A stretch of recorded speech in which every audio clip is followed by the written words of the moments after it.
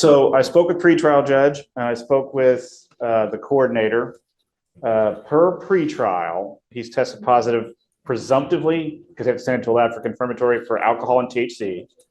I think they described his behavior as unthreatening. I'm not going to have you, and I'm not going to stand for your threatening anyone in this court at any time. That is, every part of this is an extension of us. I don't care where you're going. I don't care what building you're in, whether you're in pretrial services, whether you're taking a drug test. It's unacceptable, and I'm revoking your bond, and you now goes with you.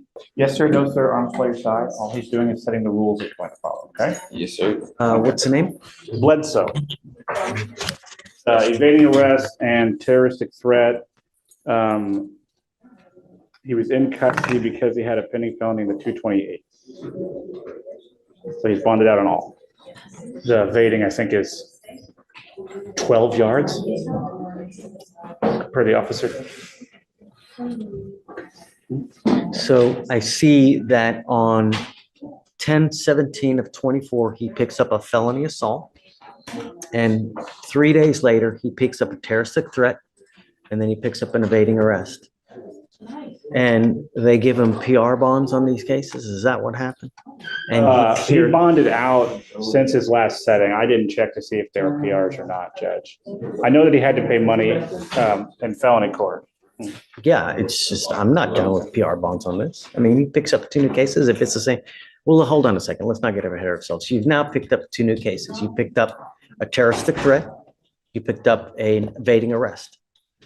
I will say our cases are the new cases. So I wouldn't call them new. They're just cases. Well, he picked up the felony, and then afterwards he picked up these 2 misdemeanors. I don't understand why he's coming here in December when he got a bond in October. This is where legal complexity collides with public safety. The defendant racks up charges like playing cards, felony assault, terroristic threat, evading arrest, and somehow still walks out on bond. Viewers, here's the dilemma. PR bonds are designed to prevent jails from overcrowding and give defendants a fair shot before trial. But when someone's track record looks like a rap sheet on repeat, should mercy end? Judges have to balance the presumption of innocence with the reality of danger. Imagine being that judge. Release him and risk the public, or hold him and risk trampling constitutional rights. What would you do? How on earth is it? He was in custody, I think, on the felony. Oh, I see. Okay, and then he bonded out of the, right, okay. Yeah. Got it. All right. We're going to do probable cause. You have the right to remain silent. Anything you say can or will be used against you. Please, what happened?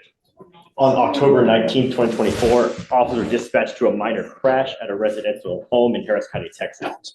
The call described a male at the location crashing his motor vehicle, then pulling a gun, and was trying to fight people at the location.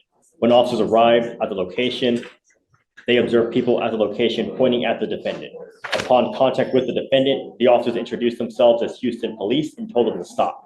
The defendant then walked into his residence and came back out approximately 2 minutes later. The officers instructed the defendant to come towards them, but the defendant began to evade on foot from the officer the second time.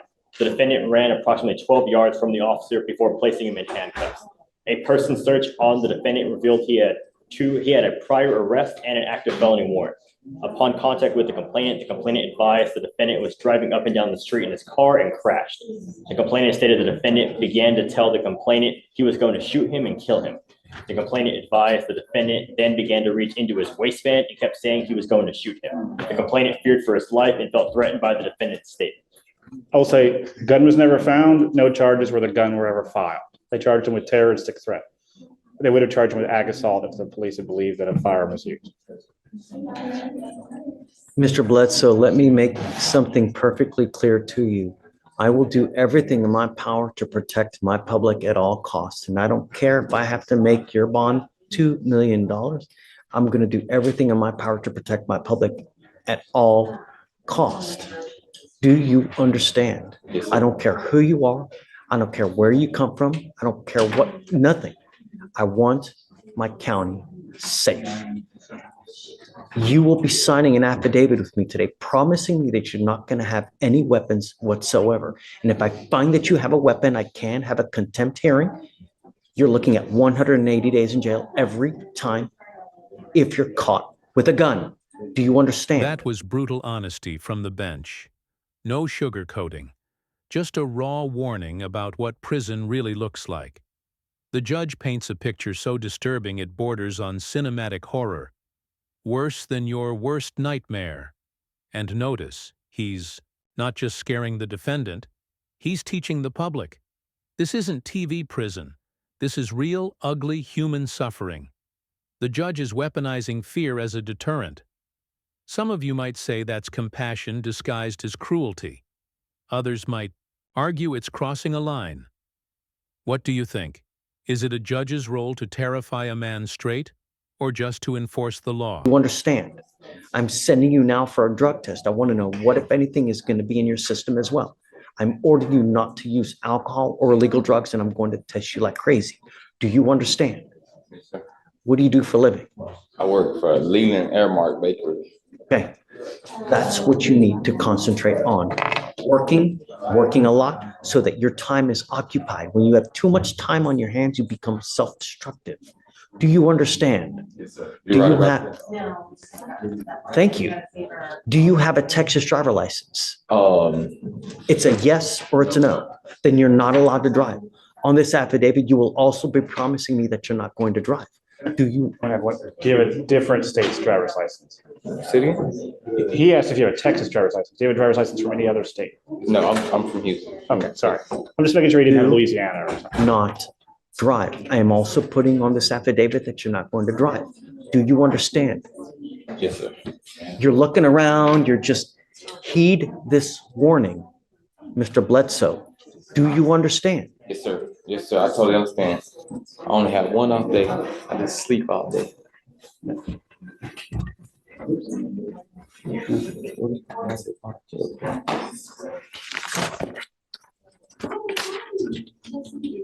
Did I hear him say that he had an objection?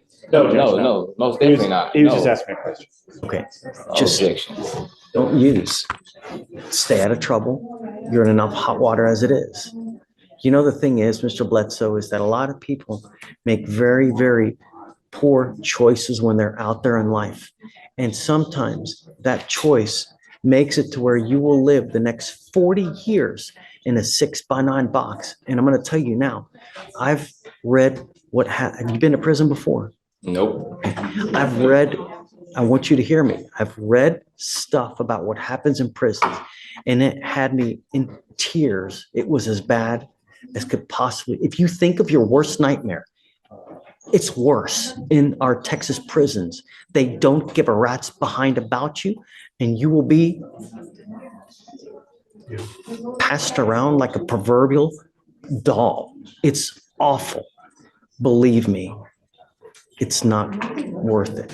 Don't have a gun. Yes, sir. All right? Thank you, Judge. All right.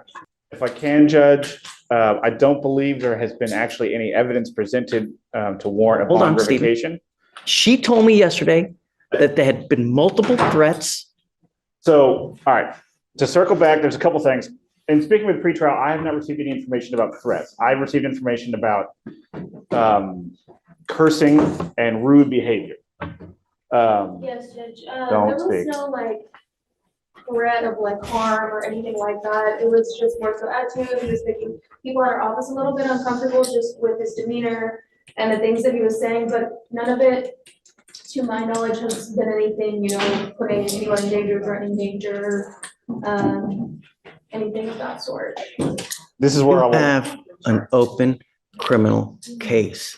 You're to be humble and contrite. And when you're not, and when you're threatening, abusive, harassing, I'm going to take care of you and I will light you up like a damn Christmas tree. Do you understand? It is unacceptable, the behavior that you have displayed here with myself, with pretrial, with the people down over there. And if you don't straighten up and fly right, I'm going to be all over you. Do you understand? One false move again. This is not supposed to be a happy time for you. And I don't know what I need to do to get your attention. But next time, I will classify you as a danger, revoke your bond, and make it so high you will have teeth falling out. Do you understand? Sir. Take a seat. Thank you, Judge. Back to the point. Do you have a preference on the reset date, Judge?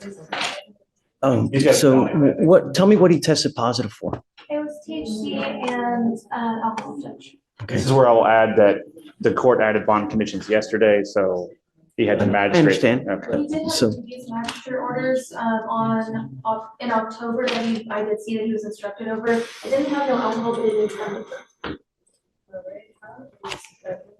October what? October. 14th, 15th. Give me the last name again. Bledsoe, BLED.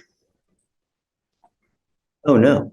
He's still smoking weed then. I mean, if they told him not to use any kind of illegal drugs and he tested positive right now, give me the date, please. Come up, Mr. Bledsoe. You're not off the hook yet.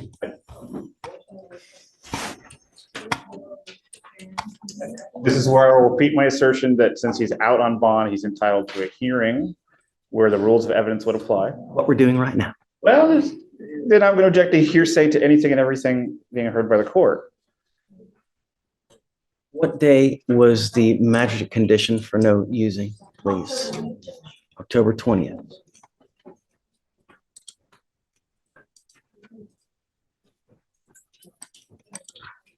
I'll also give my spiel about THC seltzers that I could buy at Specs that have no alcohol but have THC in them.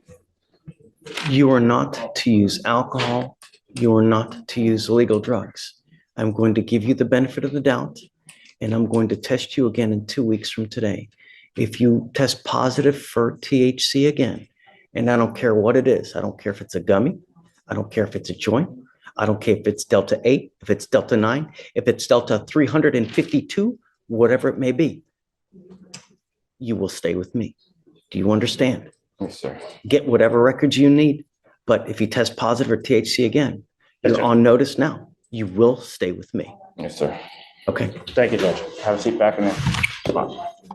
But did you have a preference on the reset date, Judge? 2 weeks, whatever you want. Oh, I'm sorry, you're right. You said Then 2 I'll weeks. test them back and we'll see. Do you want? There it is. The perfect storm of law, morality, and human frailty. The defendant leaves with another chance, but under the microscope of the court. One more slip, one more bad choice, and the system will swallow him whole. What struck me most is how this hearing wasn't just about law. It was about power, authority, and the human cost of choices. If this case stunned you like it did me, smash that like button, comment your verdict below, and subscribe for more courtroom breakdowns every single week. Your voice matters. What's your verdict? Justice served or mercy misplaced?